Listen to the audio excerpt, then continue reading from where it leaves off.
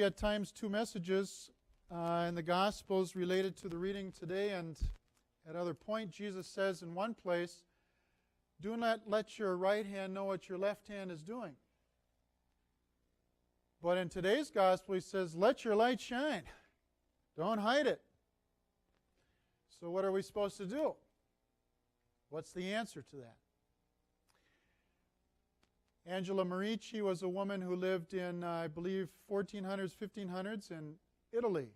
And wonderful story of holiness. Her family growing up, she was the second of two daughters. Her parents died when she was 15, and her sister died when she was 20. So she was left fairly alone. Well, that gave her in some measure a great heart for young women who were without family. At that time, late 1400s, about the only educated woman was somebody who was in the convent, okay, but otherwise not. And to be without family and uneducated is to be amongst the most impoverished.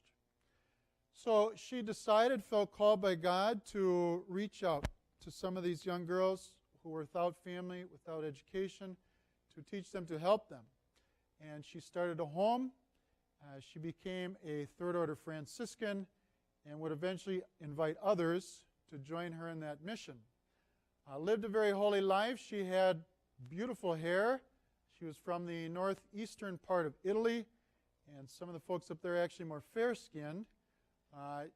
In order to avoid the vanity that came with her hair at one point, she cut it off and decided to go without. I don't know for how long, but I'm not suggesting you have to do that. Well, she went on a pilgrimage at age 50 to Jerusalem, and on the way she passed through Crete, C-R-E-T-E, and she went blind. She went blind as she's going on a pilgrimage to the Holy Land. And she had to make a decision. What am I going to do? I can't see anymore. How can I appreciate the holy sites where Jesus himself walked, taught? She decided to continue forward with it, even blind, and went on the whole pilgrimage as such. And one phenomenal thing that happened, on the way back, she stopped in Crete and she prayed in front of the very crucifix where she went blind, and her sight was miraculously restored in that moment. She came back to Italy and raised up other homes to help young women. By the end, when she died, there were 24 homes. The Pope had asked her to come to Rome and to work there. And she said, "No, I'm going to go back to northern Italy because I don't want the kind of fame or notoriety that might come with that." She was known for her corporal works of mercy, taking in these young girls without families, educating them, feeding them, providing for them. The gospel says, "Let your light shine. Let your light shine." Well, how do we understand that with "don't let your right hand know what your left hand is doing"? Jesus is not saying, promote yourself. Don't think about, I'm doing this great thing, or look at me. No. Jesus says, do the works of mercy. Love generously. Do those things. Then your light will shine. You don't have to worry about the light shining. Worry about the charity.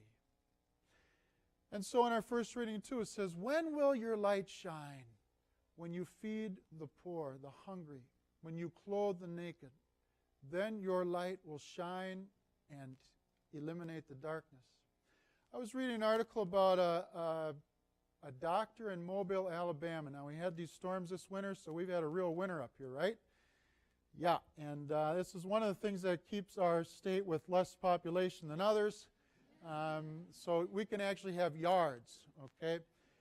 Well, this doctor was in Mobile. Other parts of the world, I have to kind of chuckle because if you're in Philadelphia or Atlanta or Mobile, Alabama, and you have like a few flakes of snow, everything has to shut down. You know, and up here we're like, keep going unless it's like a foot. Well, so there was ice. in Mobile, Alabama, ICE. And there was a woman who had a very serious brain injury. She was bleeding, and she had to have injury. She had to have surgery to survive. And so they called the doctor who was available. In order to do it, he couldn't drive. He had to walk 6 miles. He had to walk 6 miles. And then he had to perform brain surgery. And he did it.